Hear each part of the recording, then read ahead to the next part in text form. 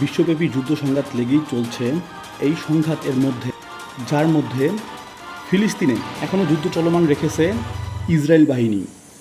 এক সময়কার অধিবাসীকে আশ্রয় দেয়াই যেন কাল হয়েছে ফিলিস্তিনবাসীর। গাজার উপর বর্তমান যে নির্মম সহিংসতা চালিয়ে যাচ্ছে তা খুবই অপ্রীতিকর এবং দুঃখজনক। আর এই ইসরায়েল এর মদতদাতা বিশ্বের সবচাইতে ক্ষমতাধর রাষ্ট্র যুক্তরাষ্ট্র এর প্রশাসনিক কাঠামোর সাথে সরাসরি সংযুক্ত এবং পশ্চিমা বিশ্বের সাথে আরও কিছু দেশ আছে, যেমন ইউক্রেন, ইন্ডিয়া, ফ্রান্স, জার্মানি। কিন্তু বিশ্বের অন্যতম ক্ষমতাধর রাষ্ট্র যুক্তরাষ্ট্র সরাসরি ইসরায়েলের সাথে জড়িত থাকার কারণে তাদের সহিংসতা এবং বর্বরতা দিন দিন বেড়েই চলছে, যা কিনা সমাজতন্ত্র থেকে জাতিগত এবং মৌলবাদী সমন্বয়কে বিচ্ছিন্ন করে আমাদের পৃথিবীকে সরাসরি তৃতীয় বিশ্বযুদ্ধের দিকে ধাবিত করছেন।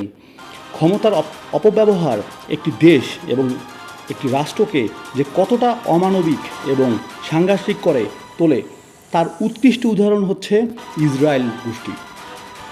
যেহেতু ইসরায়েলের সংঘাত একনিষ্ঠ সংঘাত নয়, ধারাবাহিকভাবে প্রথমে ফিলিস্তিন, যা কিনা বিশ্বব্যাপী মুসলিম উম্মার অন্যতম শীর্ষস্থানীয় স্থান হিসেবে গণ্য করা হয়, সেই ফিলিস্তিন দখল করে এবং দ্বিতীয় মুসলিম দেশ ইরান এ হামলা চালিয়েছে।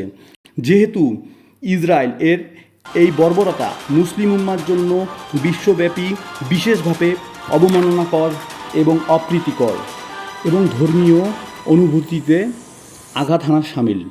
এ নিয়ে বিশ্বব্যাপী ছোট বড় বিভিন্ন মুসলিম দেশ মিটিং সেমিনার করেও বেশি লাভবান হতে পারে নাই।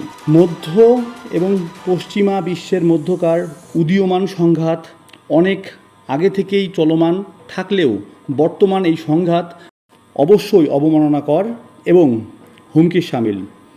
ইরানে যুক্তরাষ্ট্র এবং ইসরায়েল মিলে যে হামলা চালিয়েছিল তার মধ্যে ডোনাল্ড ট্রাম্প গেমকে ফিনিশ লাইনে নেওয়ার জন্য ইরান এর পারমাণবিক কেন্দ্র এবং অস্ত্রাগারে পর্যন্ত হামলা চালিয়েছিল।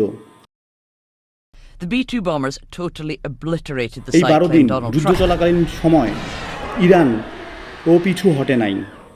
ইরান ও সমতলে যুদ্ধ চালিয়ে গেছে।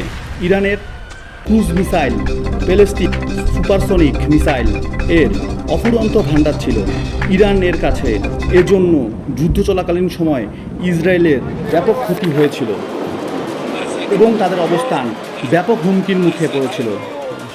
ধারাবাহিকভাবে ইসরায়েল ইরানের কাছে এই যুদ্ধে পরাজিত হয়েছে, কিন্তু ইরান রাজনীতির মুখাপেক্ষী হয়ে হোক আর জনবলের মূল্যায়ন হোক, যে কোনো কারণে যুদ্ধ বন্ধ করেছে।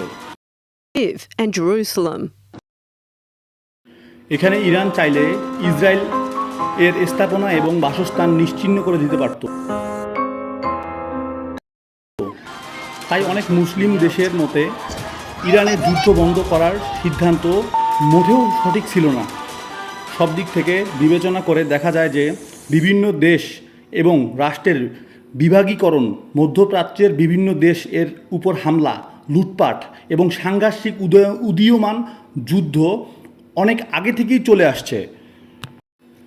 আর এই সংঘাত সারা বিশ্বের মুসলিম উম্মাকে বিশেষভাবে হুমকির মুখে ফেলে দিয়েছে এবং হুমকির শামিল। তাই বর্তমান বিশ্বব্যাপী মুসলিম মৌলবাদী রাষ্ট্র থেকে শুরু করে সকল মুসলিম উম্মাকে এক হওয়া উচিত এবং তাদের শীর্ষস্থানীয় ধর্মীয় স্থানকে দখলমুক্ত রাখা উচিত এবং নিরাপত্তা বলয় তৈরি করা উচিত, যাতে করে তারা তাদের জনবল, শীর্ষস্থানীয় স্থান এবং ধর্মীয় অনুভূতিকে অক্ষুণ্ণ রেখে চলতে পারে। International news Bangla.